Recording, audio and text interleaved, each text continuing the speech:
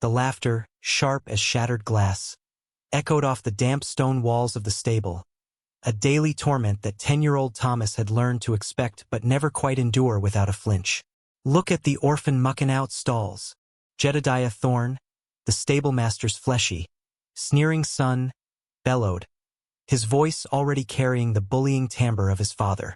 His two companions, lanky farmhands named Silas and Ben, brayed in sycophantic agreement, their amusement a bitter wind against Tom's already chilled skin.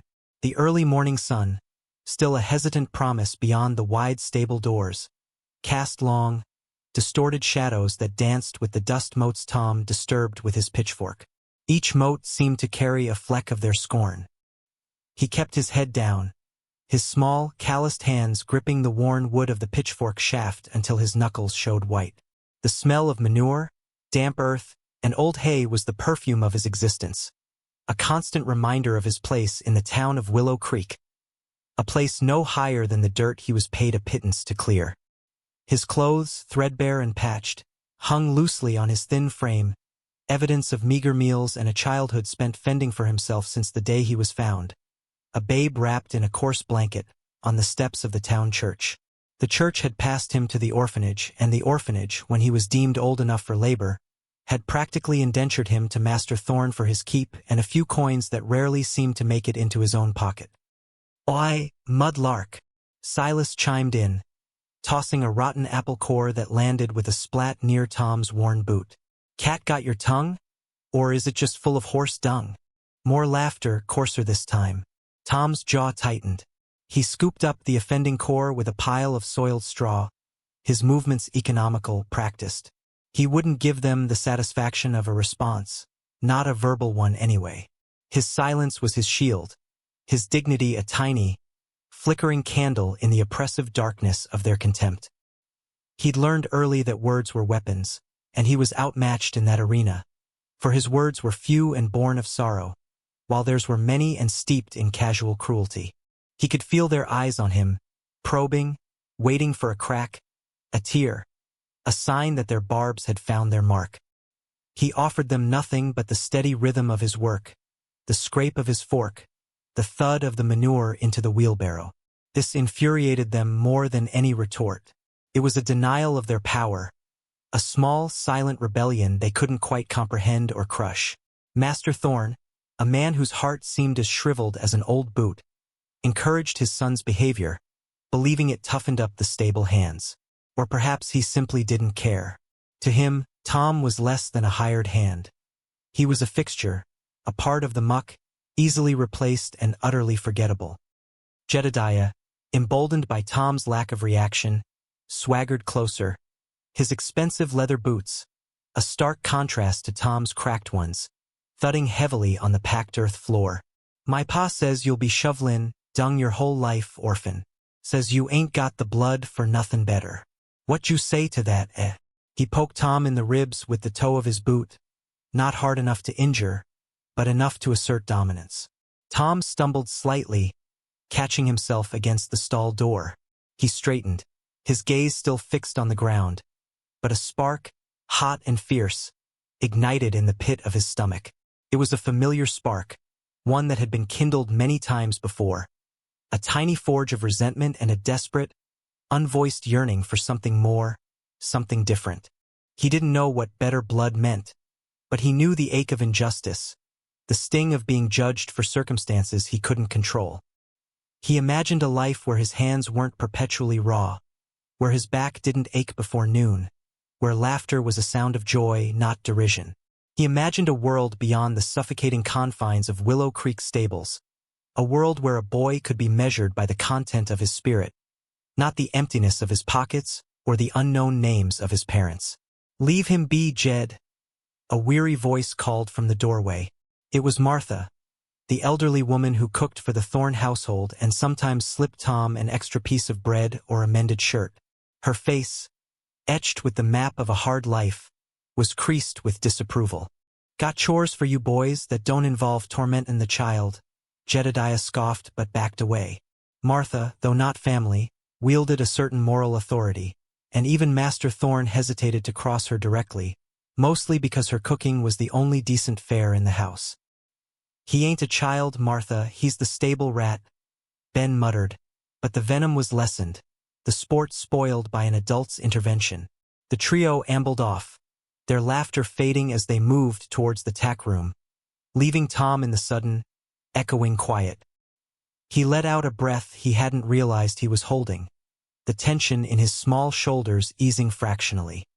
He was grateful for Martha's intervention, though it always came with a fresh wave of shame, the shame of needing to be rescued, of being seen as so pitiable. He looked down at his hands, the dirt ingrained deep into the lines of his palms. Jedediah's words echoed. "You'll be shovelin' dung your whole life," was that his destiny? Was the scorn of Willow Creek the only song he would ever hear?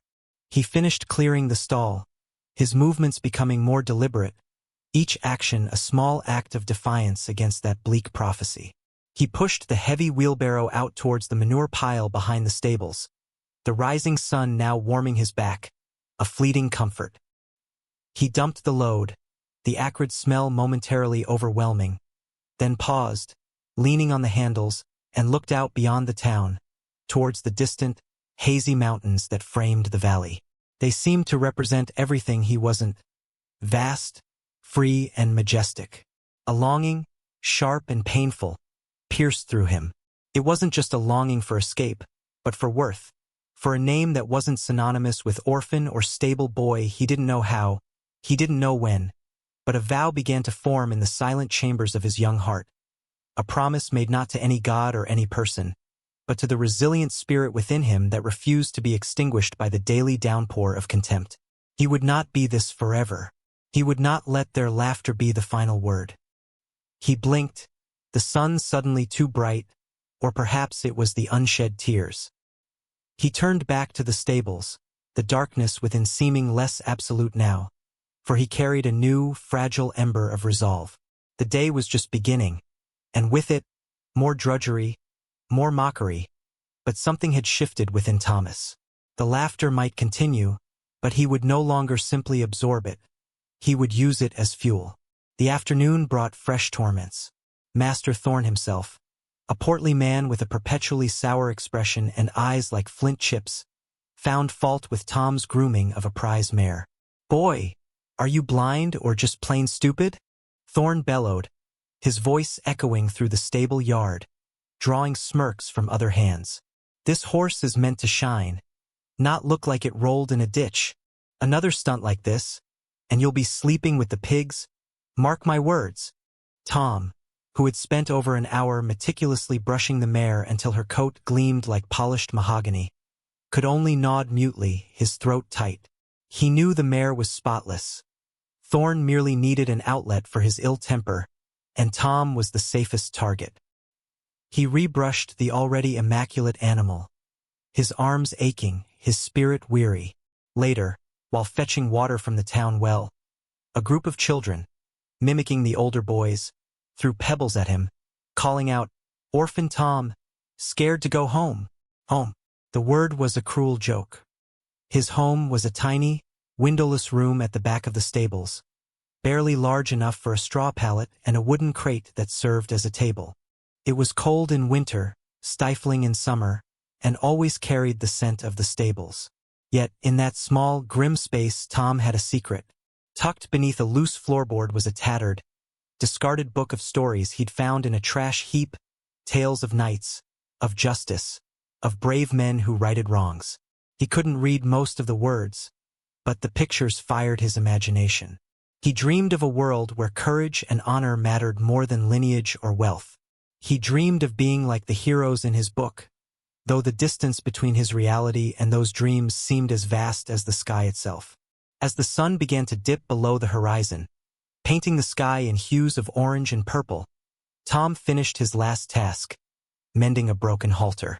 Jedediah and his cronies had long since departed.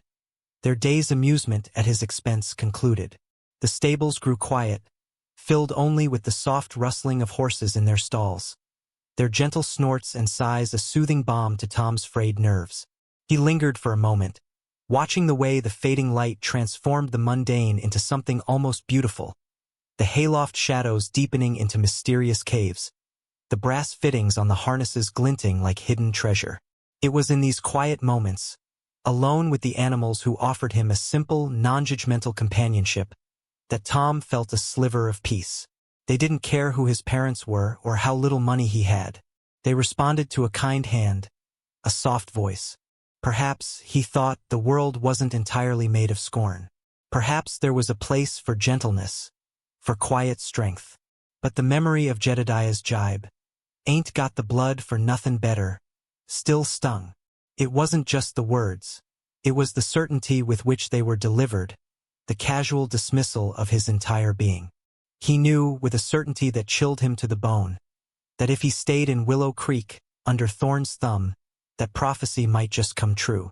The thought was a cold dread that settled deep in his chest, a fear more potent than any of Jed's taunts. He had to find a way out, a way up. But how?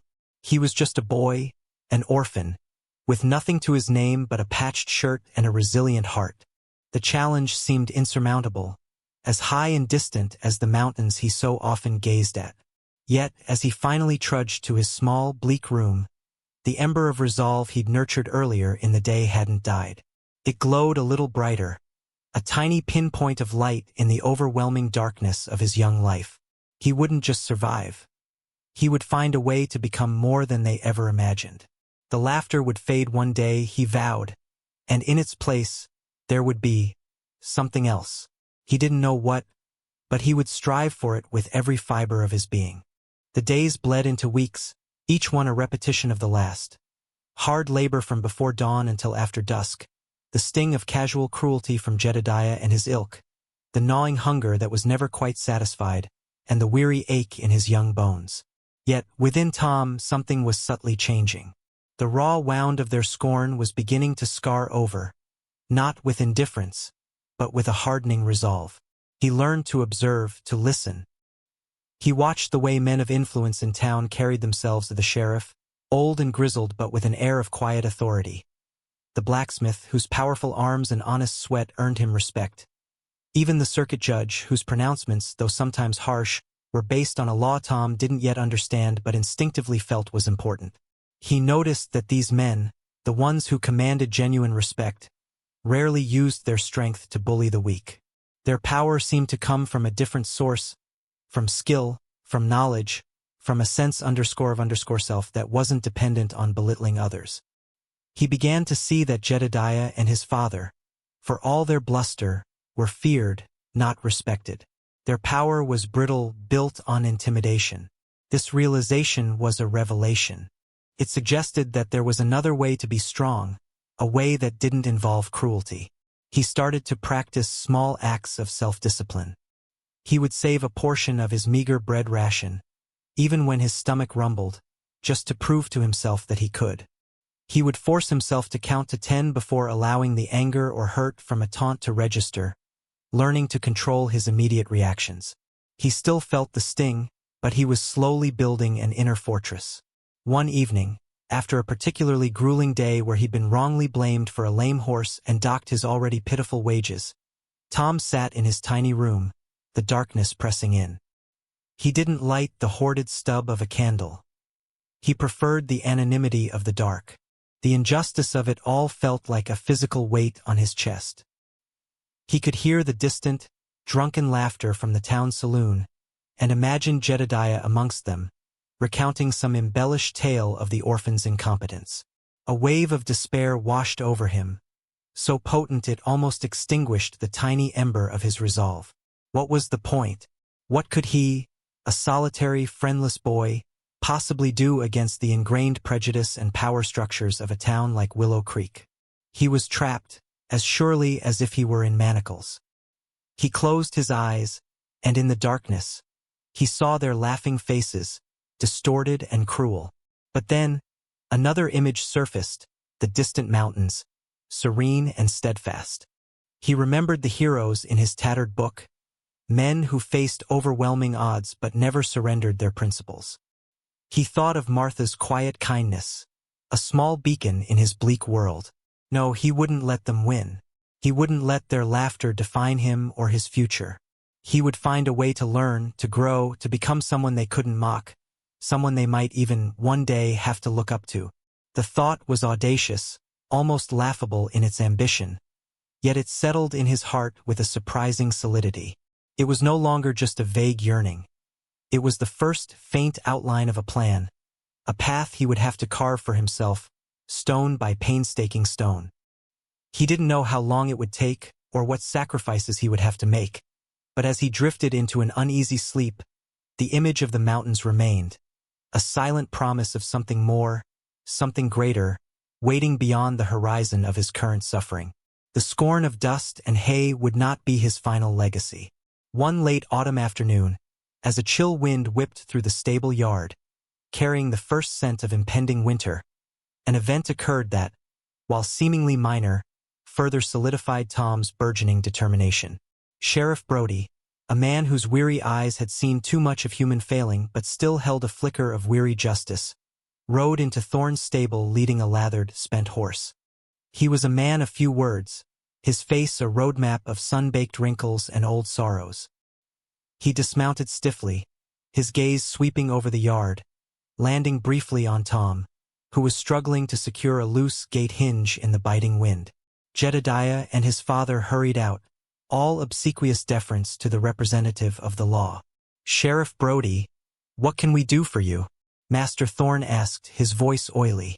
"Need a fresh mount, Thorne," Brody said, his voice raspy. "And a good one. Got to ride out to the Blackwood cabin." Trouble. Tom watched, fascinated. The sheriff's presence seemed to alter the very atmosphere of the stables.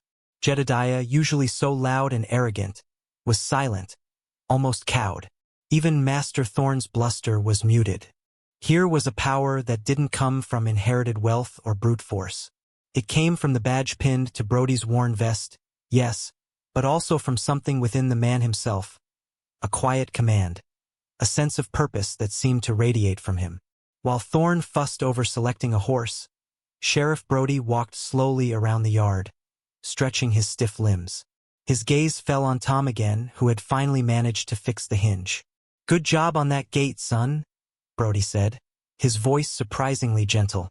A loose gate can mean a lost horse, and a lost horse can mean a lost man in this country. Tom was so stunned by the unexpected praise, the first he'd received from anyone other than Martha in longer than he could remember, that he could only stammer, "Hey, thank you." Sheriff Brody nodded, then looked at Tom more closely. "You Thorne's boy?" "No, sir," Tom replied, his voice barely a whisper. I work here, the Orphan," Brody stated, not unkindly, just a fact. He'd seen Tom around town, a small, solitary figure. "Tough life, son. But toughness ain't just about how hard you can hit. It's about how much you can endure and still do what's right." He paused, then added, almost to himself, "And knowing what's right, that's the hardest part of all." He then turned as Thorne brought out a sturdy-looking gelding. The exchange was brief, but Sheriff Brody's words, and the simple act of acknowledging Tom's work, resonated deeply within the boy. Toughness ain't just about how hard you can hit. It's about how much you can endure and still do what's right. It was a different kind of strength, a moral strength, and it was something Tom felt he might be able to cultivate. As Sheriff Brody mounted and rode out, a solitary, determined figure heading towards unknown trouble, Tom watched him go, a new understanding dawning. The badge was a symbol, but the man made the badge. And perhaps, just perhaps, even an orphan boy, laughed at and scorned, could one day become a man who earned the right to wear such a symbol, not for power but for justice. The thought was a wild, improbable dream, but it took root beside his vow of defiance, a tiny seed of aspiration in the desolate soil of his young existence. The wind howled, but for the first time, Tom felt a flicker of warmth that had nothing to do with the distant promise of a fire. It was the warmth of a nascent ambition, a purpose beginning to take shape in the shadow of the stables. The arrival of the first snows heralded a period of even greater hardship for Tom. The stables, drafty and cold, offered little protection against the biting chill that seeped through the cracks in the walls and the worn fabric of his clothes. His hands were often numb, his feet perpetually damp, and the ache in his bones became a constant companion. Jedediah and his cronies found new ways to torment him, their laughter echoing more sharply in the crisp winter air. They would accidentally spill buckets of icy water near where he worked, or hide his thin blanket, forcing him to spend precious minutes searching for it in the frigid darkness of his room. Yet, Tom clung to Sheriff Brody's words like a talisman. It's about how much you can endure and still do what's right. He endured. He did his work meticulously, despite the discomfort, despite the mockery. He found a strange solace in the routine, in the physical exertion that, while exhausting, also kept his blood moving and his mind focused. He spent his few moments of respite huddled near the forge if the blacksmith was working late, soaking in the residual warmth and listening to the rhythmic clang of hammer on anvil, a sound of creation, of purpose. He began to actively seek out opportunities to learn, however small. He'd offer to run errands to the general store, not for the minuscule chance of a dropped coin, but for the opportunity to linger near the counter where newspapers were sometimes left, trying to decipher the headlines, matching the few words he knew to the stories the townsfolk discussed. He learned the names of distant cities, of political figures, of conflicts and discoveries happening far beyond Willow Creek. It was like piecing together a vast, complex puzzle of the world that lay outside the stables. Martha, noticing his quiet persistence and the hunger in his eyes when he looked at printed words, began to secretly teach him his letters during her brief visits to the stables to bring scraps for the barn cats. She would scrawl letters in the dust with a stick, whispering their sounds, her kind, wrinkled face illuminated by the flickering light of a lantern she'd forgotten to extinguish. "A boy needs his letters, Thomas," she'd say, her voice soft. "Words are tools, powerful ones. More powerful than fists." Sometimes, these clandestine lessons became Tom's most treasured moments. Each new letter learned, each word deciphered, was a victory. A small step away from the ignorance that his tormentors seemed to believe was his destiny. He practiced diligently, scratching words in the dirt, on scraps of wood, his mind slowly unlocking the secrets of written language. The laughter of Jedediah and his friends still echoed, but now, it was interspersed with the silent, triumphant hum of new knowledge taking root within him. He was no longer just the orphan boy mucking out stalls. He was a student, a seeker, a silent rebel armed with a growing vocabulary and an unyielding will. The winter was harsh, the days dark and long, but within Tom, a light was growing, fueled by injustice, by kindness, and by the stubborn, audacious dream of a future where he would be defined not by their scorn, but by his own hard-won worth. The path ahead was still shrouded in uncertainty, but for the first time, he felt he might have found the faintest glimmer of a way forward, a path lit by the flickering lamp of literacy and the enduring strength of the human spirit. The spring thaw arrived slowly, reluctantly, but it brought with it a subtle shift in the air, a promise of renewal that even the grim confines of Thorne's stables couldn't entirely suppress. For Tom, now 11, the changing season mirrored an internal transformation. Martha's patient tutelage had borne fruit. He could now read simple sentences, and the tattered book of heroes beneath his floorboard was no longer just a collection of pictures, but a source of thrilling narratives, of ideals he was beginning to comprehend.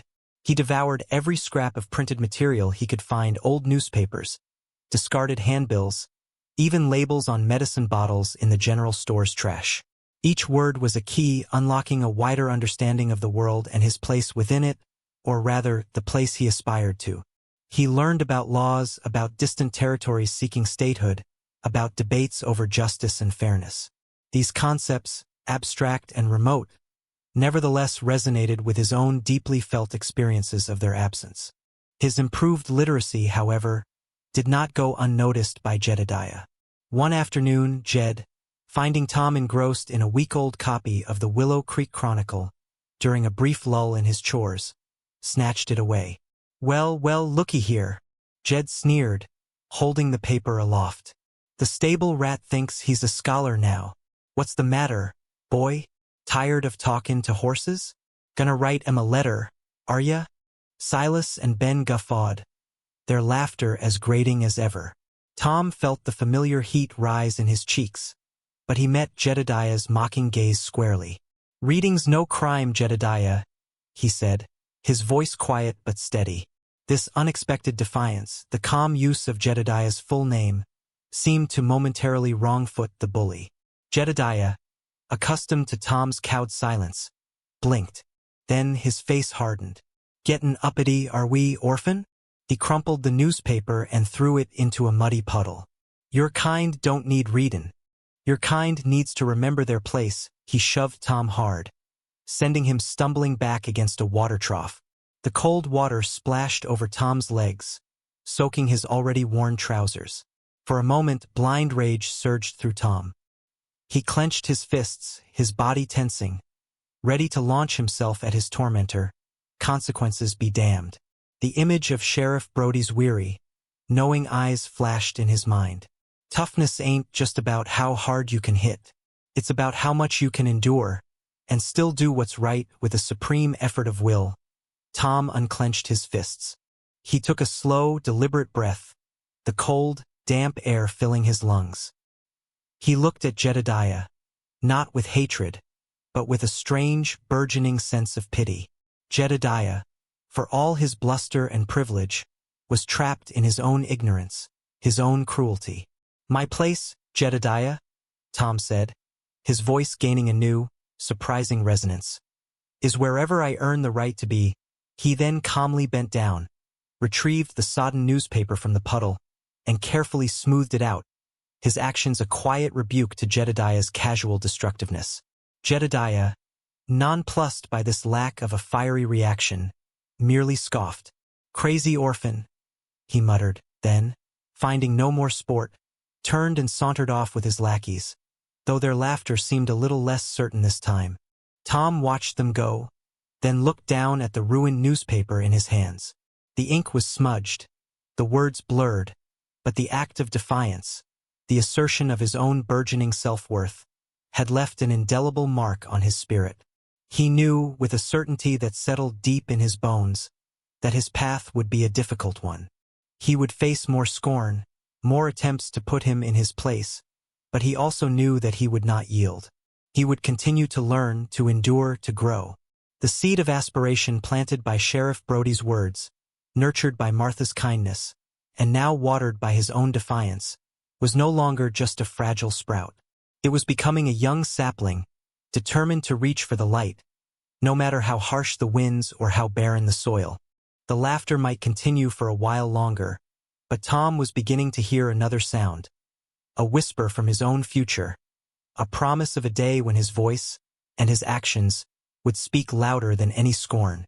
One sweltering summer evening, as the cicadas buzzed their deafening chorus and the air hung thick and heavy, Tom overheard a conversation that would set his life on an entirely new trajectory. He was mucking out the last stall, the dim light of a single lantern casting long, dancing shadows, when Master Thorne and a gruff-looking stranger, a horse trader by the name of Silas Blackwood, no relation to the Blackwood of the cabin incident, stood just outside the stable door, their voices low but carrying in the still night air. "The boy's strong enough now, Thorne," Blackwood said, his voice like gravel. "And he's costing you more in keep than he's worth, I'd wager. I'm heading west to the territories. Need a hand with the string of horses I'm taking. He can handle the rough work, and he won't ask for much pay," Thorne grunted. "The Orphan? He's a sullen brat, but he works, I'll give him that. What are you offering?" $50 for his indenture," Blackwood replied. "He's got no family, no one to object. Clean break for you. And he's young enough to learn new ways. Tough enough for the trail." Tom froze, his blood running cold despite the oppressive heat. Sold. They were talking about selling him like a piece of livestock. The casual cruelty of it, the utter disregard for his humanity, struck him with the force of a physical blow. He was nothing to them but a commodity, a pair of hands to be bought and sold. The tattered book of heroes, Sheriff Brody's words about doing what's right, Martha's patient lessons. It all seemed to mock him now. What good was learning? What good was enduring? If he could simply be bartered away to a stranger, destined for a life of even greater hardship in the unknown, untamed West, despair, cold and sharp, threatened to overwhelm him. This was it, then. Jedediah's prophecy fulfilled. He would never escape. He would always be someone else's property. But then, through the despair, a tiny, fierce spark of rebellion ignited. No, he would not let this happen. He had endured too much, learned too much, dreamed too much, to be passively sold off like a lame horse. He thought of the mountains, his symbol of freedom. He thought of the quiet dignity he had fought so hard to maintain. He would not be Blackwood's boy. He would not be Thorne's bargaining chip. He would be his own man, or he would be nothing. As Thorne and Blackwood haggled over the price, their voices a low, greedy murmur, Tom made a decision. It was a terrifying, reckless decision, one that could lead to dire consequences if he failed. But the alternative, a life of indentured servitude under a man like Blackwood, was unthinkable. He would run. He would leave Willow Creek, leave the stables, leave everything he had ever known, however meager. He had no money, no connections, nothing but the patched clothes on his back and the fiercely burning resolve in his heart. But he also had his letters, his growing knowledge, and a spirit that, though battered, refused to be broken. As the two men finally struck their bargain, their voices laced with satisfaction, Tom slipped away from the stable door, his heart pounding in his chest like a war drum. He moved silently through the shadows, his mind racing, formulating a desperate plan. He would wait until the deepest part of the night, when the town was asleep, and then he would slip away, heading not west with Blackwood, but east, towards the possibility of a different life, a life he would choose for himself. The laughter of his tormentors, the scorn of Willow Creek, would no longer reach him there. He would be free. The risk was enormous, but the promise of self-determination, however faint, was a beacon he could not ignore. Tonight, the orphan boy would cease to be, and in his place, Thomas, the seeker of his own destiny, would begin his journey. The stables, for so long his prison, would become the launching point for his escape. The hours leading up to his planned escape dragged by with agonizing slowness. Tom went about his evening routine, his outward demeanor calm, belying the storm of anxiety and determination raging within him. He ate the meager supper Martha slipped him, his throat tight, finding it hard to swallow. He couldn't bring himself to tell her of his plan. He knew she would worry, perhaps even try to dissuade him, and he couldn't bear the thought of her distress, nor could he risk her inadvertently revealing his intentions. After everyone had retired, and the stables were cloaked in the profound silence of the small hours, Tom retrieved his few precious belongings. The tattered book of heroes, a small, smooth stone he'd found by the creek that felt good in his palm, and a crust of bread he'd saved. He wrapped them in a piece of sacking. He wore his sturdiest, though still woefully inadequate, pair of boots. He knew he should be terrified, and a part of him was a cold knot of fear in his stomach. But a larger part felt a strange sense of exhilaration, a lightness he hadn't experienced before. He was taking control, making a choice. He slipped out of his small room, his bare feet making no sound on the packed earth floor. The horses rustled in their stalls, their warm breath fogging slightly in the cool night air. He paused by the stall of the old mare he often groomed, the one Thorne had unjustly accused him of neglecting. He reached out a hand and stroked her soft nose. "Goodbye, old girl," he whispered. She nuzzled his palm in response, a silent farewell. He crept towards the main stable doors, his heart pounding. He knew Thorne sometimes locked them, but tonight, perhaps due to the lateness of his dealings with Blackwood, or simple carelessness, the heavy wooden bar was not in place. Slowly, carefully, he eased one of the massive doors open just enough to slip through. The cool night air hit his face, fresh and clean, carrying the scent of pine from the nearby woods and the damp earth. He was out. He paused for a moment at the edge of the stable yard, looking back at the dark, hulking structure that had been his prison for so many years. He felt a complex mix of emotions. Bitterness for the suffering he'd endured there, a strange sort of gratitude for the resilience it had forged in him, and an overwhelming relief to be leaving it behind. He turned his back on the stables and began to walk, not run, towards the edge of town, keeping to the shadows, his senses hyper-alert. He avoided the main street, sticking to back alleys and the edges of fields. Willow Creek, asleep, seemed almost peaceful, a stark contrast to the daily torment he experienced within its waking hours. He reached the eastward road, the one that led away from the territories Blackwood was bound for, away from the life Thorn had planned for him. The moon, a silver sliver in the inky sky, cast a faint light on the dusty track ahead. He took a deep breath. This was it, the point of no return. Every step he took now was a step into the unknown, a step towards a future he would have to build with his own hands, his own wits, his own courage. The laughter of Jedediah and his cronies was a distant echo now, already fading into the past. Ahead lay hardship, uncertainty, perhaps even danger, but also possibility. The possibility of finding a place where he could be judged not by his origins, but by his character. The possibility of becoming the man he dreamed of being, the man hinted at in the pages of his tattered book, the man Sheriff Brody's words had inspired. With a last look back at the sleeping town of Willow Creek, Thomas, the boy who had been an orphan, set his face towards the east and began to walk, his small figure a solitary silhouette against the vast, dark canvas of the night, carrying with him nothing but a desperate hope and an unbreakable will. The path was uncertain, but for the first time in his young life, it was his own. The journey was harder than Tom could have ever imagined. The first few days were a blur of hunger, fear, and exhaustion. He walked until his feet were blistered and raw, slept fitfully in ditches or beneath the sparse cover of trees, and ate whatever he could forage. A few wild berries, a discarded apple core that was more worm than fruit. The nights were cold, and the loneliness was a heavy cloak. He missed Martha's quiet kindness, even the familiar presence of the horses. More than once, huddled against the biting wind, his stomach aching with emptiness, he was tempted to turn back. But the memory of Thorn's casual cruelty, of Blackwood's predatory eyes, and the ever-present echo of Jedediah's laughter, spurred him on. He knew that returning meant a life of subjugation, a slow dying of the spirit. He would rather face the perils of the unknown road than surrender to that bleak certainty. He learned to be resourceful. He used his newfound reading skills to decipher faded signs, guiding him towards small settlements or isolated farmsteads where he might beg for a bit of food or a few hours of work in exchange for a meal.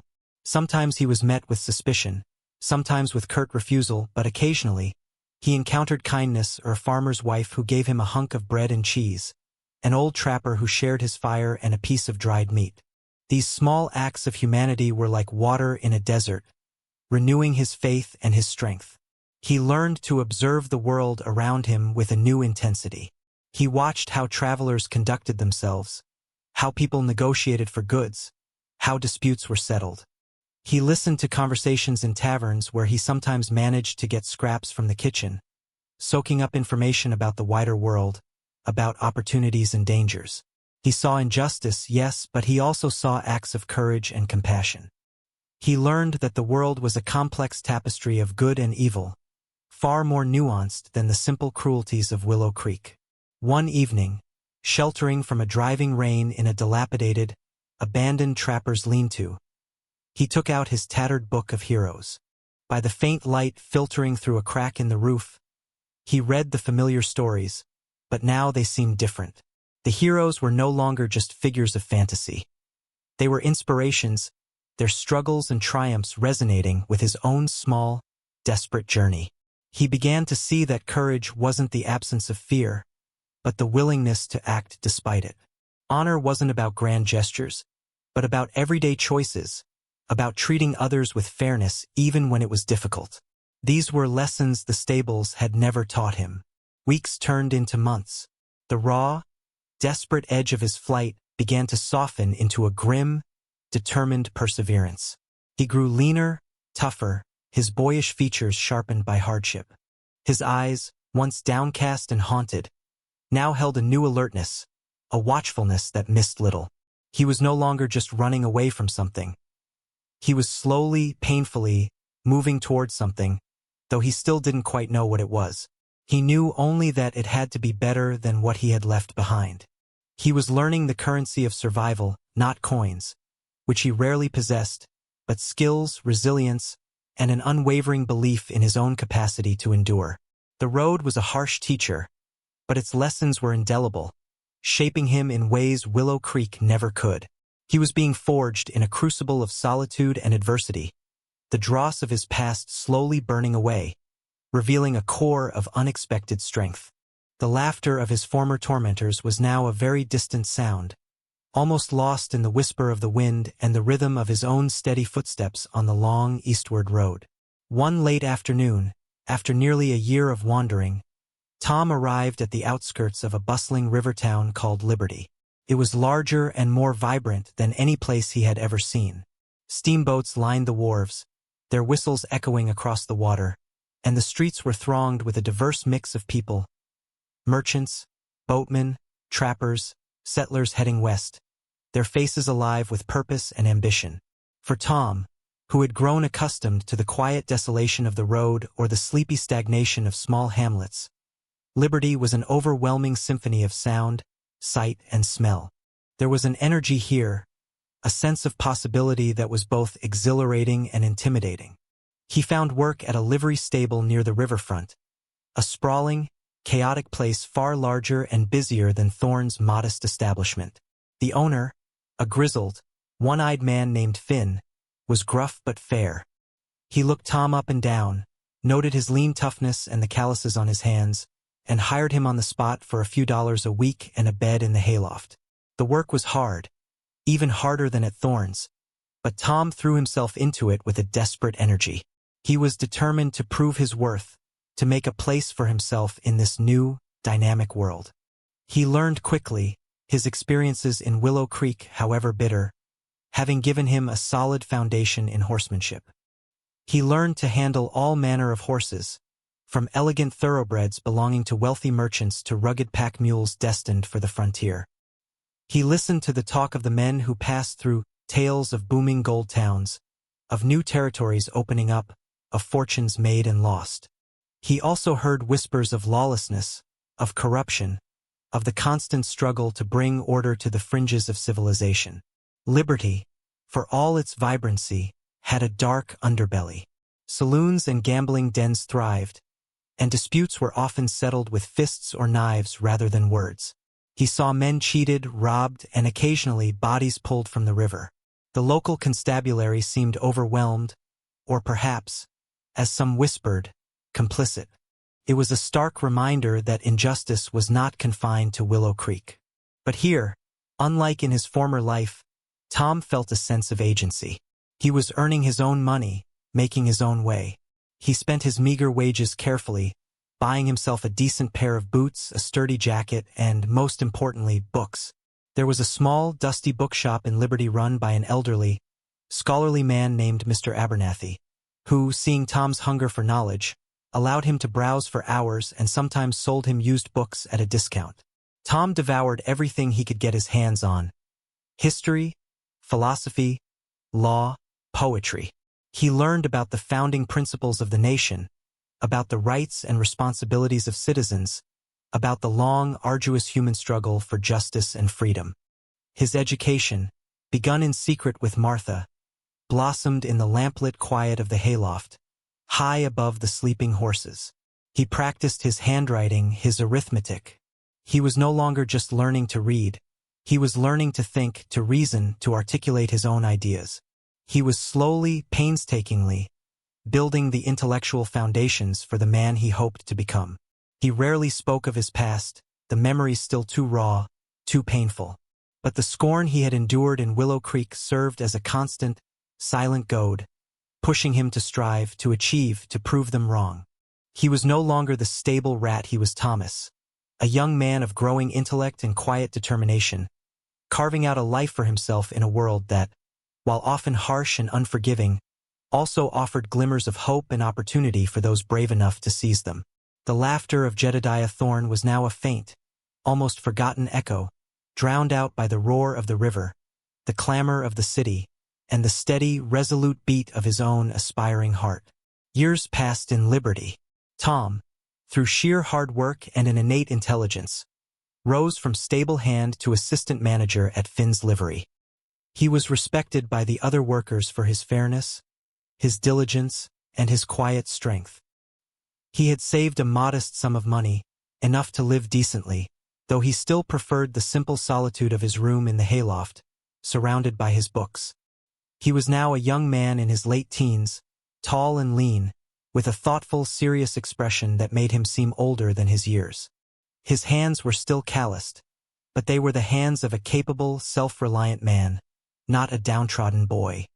He had learned to speak articulately, to argue persuasively, and to hold his own in conversations with men far more educated and experienced than himself. Mr. Abernathy, the bookseller, had become a mentor of sorts, guiding Tom's reading, engaging him in discussions about ethics and governance, and subtly encouraging his interest in the law. "You have a good mind, Thomas," Abernathy often said, peering at him over his spectacles, "and a strong sense of justice. This town, this country, needs men like you, men who understand the law not just as a set of rules, but as a living embodiment of fairness." Tom had often witnessed the failures of law enforcement in Liberty. He'd seen crimes go unpunished, the weak exploited, the corrupt flourish. He'd seen the local marshal, a bloated, lazy political appointee, turn a blind eye to obvious wrongdoing in exchange for bribes or favors. The injustice of it all grated on him, stirring old memories of the helplessness he had felt in Willow Creek. He began to spend his evenings not just reading, but studying, poring over legal texts Abernathy lent him, learning about due process, evidence, and the responsibilities of peace officers. He imagined a different kind of lawman, one who was incorruptible, dedicated, and truly committed to protecting the innocent and punishing the guilty. Someone like the idealized image he still held of Sheriff Brody, filtered through years of reflection and study. One day, a notice was posted in the town square. The current marshal, caught in a particularly egregious scandal, had been forced to resign. The town council was seeking applicants for the position.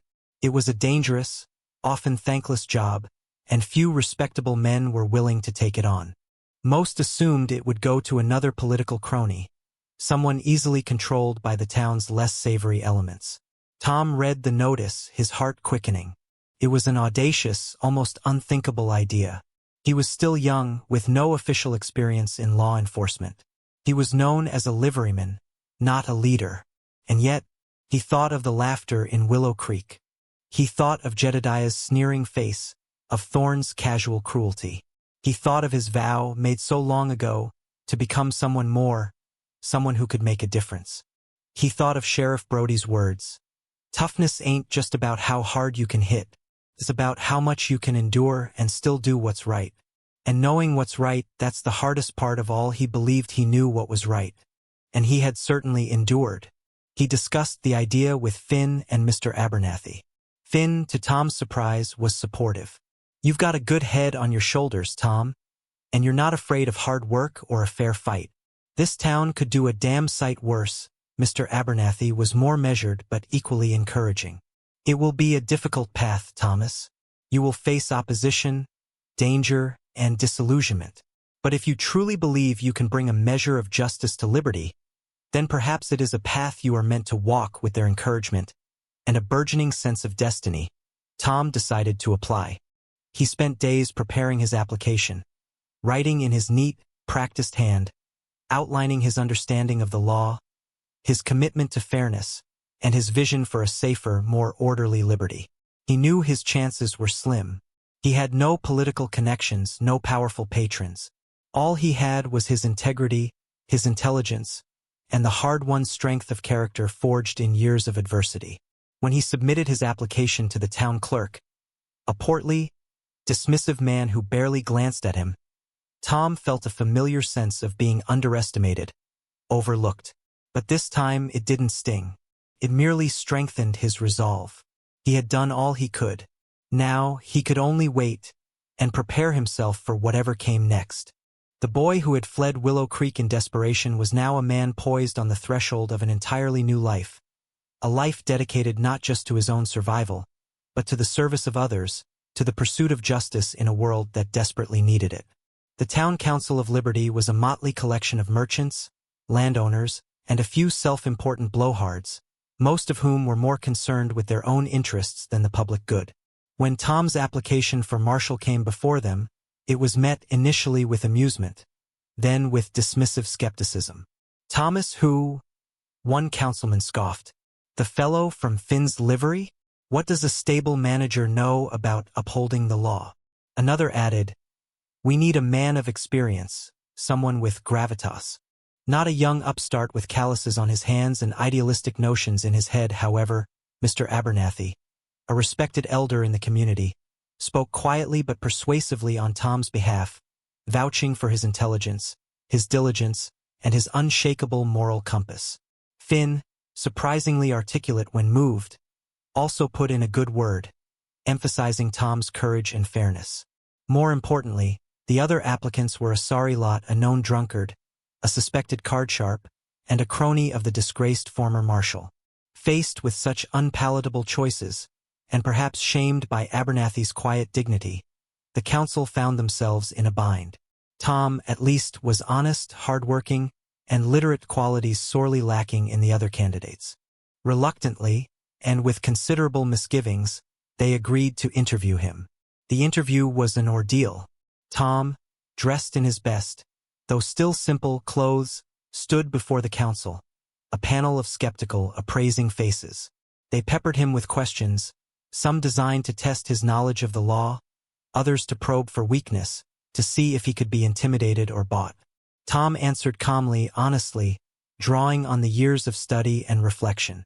He didn't try to be someone he wasn't. He spoke of his belief in equal justice for all, his commitment to rooting out corruption, and his willingness to face danger to protect the innocent. He didn't promise miracles, only his unwavering dedication. I understand I may not be the candidate you envisioned, he concluded, his voice steady. I have no powerful friends, no political favors to offer. All I have is my word, my willingness to learn, and my deep-seated belief that every citizen of liberty deserves to live in safety and peace, under the fair protection of the law. If given the chance, I will dedicate myself to making that a reality. There was a long silence after he finished speaking. The councilmen exchanged glances. Some still looked skeptical, but others seemed thoughtful, perhaps even impressed by his quiet sincerity and unexpected articulateness. They had expected an uneducated laborer. They found a man of surprising depth and conviction. After a tense period of deliberation, the decision was made.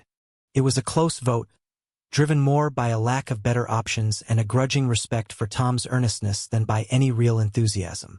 But it was a decision nonetheless. Thomas, the former orphan, the stable hand, the self-taught scholar, was appointed the new Marshal of Liberty. The news sent a ripple of astonishment through the town. Some were outraged, others amused, but a few, those who knew Tom or had witnessed his quiet integrity, felt a flicker of hope. Tom himself felt a mixture of elation and trepidation. He had achieved something he would never have dared to dream of years ago. But he also knew that the real work, the dangerous work, was just beginning. He was given a tin star, a well-used Colt revolver, and a tiny, dusty office. His predecessor had left behind a legacy of incompetence and corruption. The criminal elements in Liberty, accustomed to a lax and pliable marshal, would undoubtedly test him, challenge his authority, perhaps even try to eliminate him. He was one man against a tide of lawlessness. But as he pinned the star to his vest, its cool metal a tangible symbol of his new responsibility, he felt not fear, but a profound sense of purpose. This was his chance to make a difference, to be the kind of man he had always aspired to be. He thought of Willow Creek, of the laughter, the scorn. He thought of Jedediah Thorne, who had sneered that he ain't got the blood for nothing better. Perhaps he didn't have blood in the way Jedediah meant it. But he had something more. Courage, integrity, and an unyielding commitment to justice.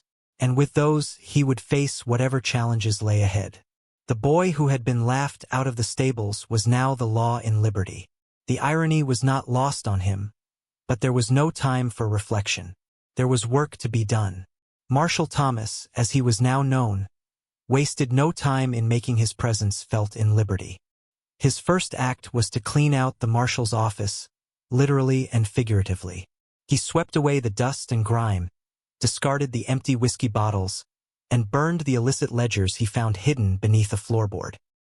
He then began to walk the streets, not with a swagger, but with a quiet, observant presence. He visited the saloons, the gambling dens, the wharves, his gaze missing nothing. He spoke to merchants, to laborers, to women and children, listening to their concerns, their fears. He made it clear, in his calm, resolute way, that the days of lawlessness being tolerated were over. The criminal element, led by a notorious saloon owner and gang leader named Blackjack Donovan, initially viewed Tom with contemptuous amusement. They saw a young, inexperienced idealist, someone they could easily intimidate or corrupt. They were soon to learn their mistake. When one of Donovan's thugs brazenly cheated a young farmer out of his savings in a rigged card game, Tom didn't just look the other way, as the previous marshal would have done. He confronted the thug, a hulking brute twice his size, in the middle of Donovan's crowded saloon. The game was crooked, Tom stated, his voice even but carrying an unmistakable note of authority. "Return the money," the thug laughed, flexing his massive fists. "Or what, little marshal? You gonna make me?" The saloon fell silent, all eyes on the confrontation. Tom didn't flinch. "Yes," he said simply. "I am." What happened next became the stuff of Liberty legend. The thug lunged, expecting to pulverize the young marshal. But Tom, though not a brawler by nature, had learned much about survival on the road and in the rough-and-tumble environment of Finn's livery. He moved with surprising speed and agility, sidestepping the brute's clumsy attack and delivering a series of swift, precise blows that left the thug dazed and gasping on the floor. Tom then calmly retrieved the farmer's stolen money, returned it to its grateful owner, and arrested the thug for theft and assault. Blackjack Donovan, watching from the bar, his face a mask of cold fury, said nothing. But the message was clear. The new marshal was not to be trifled with. This was just the beginning. Tom methodically began to dismantle Donovan's criminal enterprise. He raided illegal gambling operations, shut down crooked businesses, and arrested those who preyed on the vulnerable. He faced threats, ambushes, and attempts on his life, but he persevered, driven by his unshakable commitment to justice. He was often alone, his only allies the growing respect of the decent citizens of Liberty and his own indomitable will. He knew he couldn't do it all by himself, however. He needed deputies, honest men he could trust. He found them in unlikely places: a former boatman known for his strength and loyalty, a young clerk who was quick with numbers and unafraid to stand up for what was right, even Finn, his old boss, who grumbled about leaving his livery but secretly relished the chance to bring some order to the town he'd come to call home. Slowly, painstakingly, Tom and his small, dedicated force began to turn the tide. Liberty became a safer place. Businesses thrived under the protection of fair law, families felt more secure, and the pervasive atmosphere of fear and corruption began to lift. Tom became a respected, if somewhat feared, figure. He was known for his fairness, his courage, and his incorruptibility. He never raised his voice, never sought personal glory, but his quiet determination and unwavering adherence to the law earned him a reputation that spread far beyond Liberty. He had faced down the darkness, both within the town and within himself, and emerged stronger, more resolute. The boy who had been scorned for mucking out stables was now a guardian of justice, a symbol of hope for a community that had almost lost it. The laughter of Willow Creek was a distant, irrelevant whisper, completely silenced by the resounding chorus of respect and gratitude he had earned in Liberty. He had found his place, not by birth or privilege, but by courage, character, and an unwavering commitment to doing what was right. Years passed. Marshal Thomas became a legendary figure in the territory. Liberty, once a lawless haven, was now a model of order and prosperity, a testament to his unwavering dedication. He had faced down countless threats, brought notorious outlaws to justice, and instilled a sense of civic pride in the community. He was no longer the young, untested marshal, but a seasoned, respected leader, his face etched with the wisdom and weariness that came from years of shouldering immense responsibility. He had married a schoolteacher named Sarah, a woman of intelligence and compassion who shared his values and supported his difficult work. They had 2 children, a boy and a girl, who grew up knowing their father not as a figure of fear, but as a man of profound integrity and quiet strength. Tom never spoke to them of his own childhood hardships, of the scorn and ridicule he had endured in Willow Creek. He wanted their lives to be filled with love, security, and the knowledge that they were valued for who they were, not where they came from. Yet, the memory of Willow Creek, and of Jedediah Thorne's cruel taunts, never entirely faded. It remained a quiet undercurrent, a reminder of how far he had come, and of the importance of treating every individual with dignity and respect. One day, a dusty, travel-worn letter arrived for Marshall Thomas. It was postmarked from Willow Creek. His heart gave an unfamiliar lurch. He hadn't heard anything from his former hometown in over 2 decades. With a sense of trepidation, he opened it. The letter was from Martha, the old cook, her handwriting shaky but legible. She wrote that Master Thorne had passed away some years ago, his stables fallen into disrepair. Jedediah, she wrote, had inherited his father's arrogance but none of his business sense, and had run the Thorne holdings into the ground, eventually losing everything to debt and drink. Willow Creek itself, she added, had fallen on hard times. It was plagued by petty crime, and the current town leadership was weak and ineffective. Some of the older townsfolk, remembering the quiet, diligent orphan boy, and hearing tales of the legendary Marshal of Liberty, had begun to wonder would he ever consider returning? Not as the stable boy, but as the man he had become? The letter concluded with a simple, heartfelt plea. Willow Creek needs a man like you, Thomas. It needs a man of justice and strength. It needs you to come home. Tom sat with the letter for a long time, a whirlwind of emotions swirling within him. Willow Creek, the place of his deepest humiliation, his most profound suffering. The thought of returning there, of facing the ghosts of his past, was deeply unsettling. Yet there was also a strange pull, a sense of unfinished business. He discussed it with Sarah, who, as always, offered her unwavering support. "It's your decision, Thomas," she said, her hand resting on his. "But I know that whatever you choose, you will do it for the right reasons." He thought of the laughter. He thought of Jedediah's sneering face. He thought of the boy he had been, small and helpless. And then he thought of the man he had become, the respect he had earned, the good he had done. Perhaps it was time. Perhaps it was time to close that painful chapter of his life, not with bitterness or revenge, but with the quiet triumph of a life well lived, a destiny self-made. He wrote back to Martha, a short, simple note. He would come. Not for long, perhaps just a visit, but he would come. The prospect filled him with a mixture of dread and a strange, unexpected sense of anticipation. He would return to Willow Creek, not as the scorned orphan, but as Marshall Thomas, a man who had proven, beyond any doubt, that true worth comes not from blood or station, but from the strength of one's character and the unwavering pursuit of justice. The journey back to Willow Creek was a stark contrast to his desperate flight eastward so many years ago. This time, he rode a fine horse, wore the respected badge of a United States Marshal, for his reputation had led to a federal appointment, and carried himself with the quiet confidence of a man who knew his own worth. As he approached the familiar outskirts of the town, a wave of old memories, sharp and poignant, washed over him. The dusty road, the straggling fences, the distant outline of Thorne's dilapidated stables. It was all achingly familiar, yet seen through entirely different eyes. News of his impending arrival had preceded him. As he rode down the main street, the townsfolk emerged from their homes and businesses, lining the boardwalks, their faces a mixture of curiosity, apprehension, and for some of the older ones, a dawning recognition. He saw a few familiar faces among them, aged and weathered, their expressions unreadable. He saw no sign of Jedediah Thorne. He dismounted in front of the town hall, a modest, somewhat neglected building.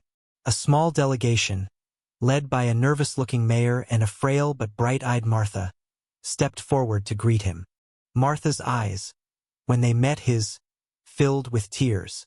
"Thomas," she whispered, her voice trembling, "it truly is you. I always knew you were destined for more than Then this Tom took her frail hand in his own eyes unexpectedly moist. "It's good to see you, Martha," he said, his voice gentle. "Thank you for writing the mayor," flustered and awed by the presence of the legendary Marshal Thomas, stammered a welcome and quickly offered him the position of town sheriff, citing the community's desperate need for strong leadership. Tom listened patiently, his gaze sweeping over the crowd. He saw men who had once ignored him, women who had pitied him, children who had mocked him, now looking at him with a mixture of respect and trepidation. Then, from the back of the crowd, a figure stumbled forward, disheveled, paunchy, his face bloated and unshaven. It was Jedediah Thorne. He looked older than his years, his eyes bloodshot, his fine clothes long gone, replaced by rags almost as worn as Tom's had once been. He stared at Tom, his mouth agape, a flicker of disbelief, then dawning horror in his eyes. The laughter, the scorn, the arrogant pronouncements, all seemed to hang in the air between them, a bitter, unspoken history. Jedediah looked as though he wanted the ground to swallow him. He tried to shrink back into the crowd, but all eyes were now on him, then back to Tom, waiting. Tom looked at Jedediah, the architect of so much of his childhood misery. He felt no anger, no desire for revenge, only a profound sense of pity and a quiet understanding of how thoroughly Jedediah had squandered his own life and advantages. The silence stretched, heavy and expectant. Then Tom spoke, his voice calm and clear, carrying easily to every corner of the assembled crowd. "Willow Creek," he began. "I remember this town well. I remember the hardships, and I remember the few kindnesses." His gaze rested briefly on Martha. "I am not here to settle old scores. I am here because this town, like any town, deserves fair and honest law. It deserves a chance to prosper, a chance for its children to grow up safe and respected." He paused, then looked directly at the cowering Jedediah. "The past is the past. What matters is the future we build together. If you choose me as your sheriff, I will serve you with the same dedication I have served the people of Liberty. I will uphold the law without fear or favor. I will work to make Willow Creek a town you can all be proud of." He said nothing more. The decision was theirs. The crowd was silent for a moment. Then a smattering of applause began, quickly growing into a heartfelt ovation. Even Jedediah, shamefaced and humbled, managed a weak clap. Martha was beaming, tears streaming down her face. Tom had not only returned. He had returned as a beacon of hope, a testament to the power of resilience and the enduring strength of the human spirit. The laughter that had once defined his existence in Willow Creek was finally, irrevocably, silenced, replaced by the sound of a community ready to embrace a new beginning, led by the orphan boy they had once scorned, now the man who held the promise of their redemption. He accepted the badge of sheriff of Willow Creek, not as a conqueror, but as a servant, ready to heal the wounds of the past and build a brighter future for the town that had, in its own harsh way, forged him into the man he had become.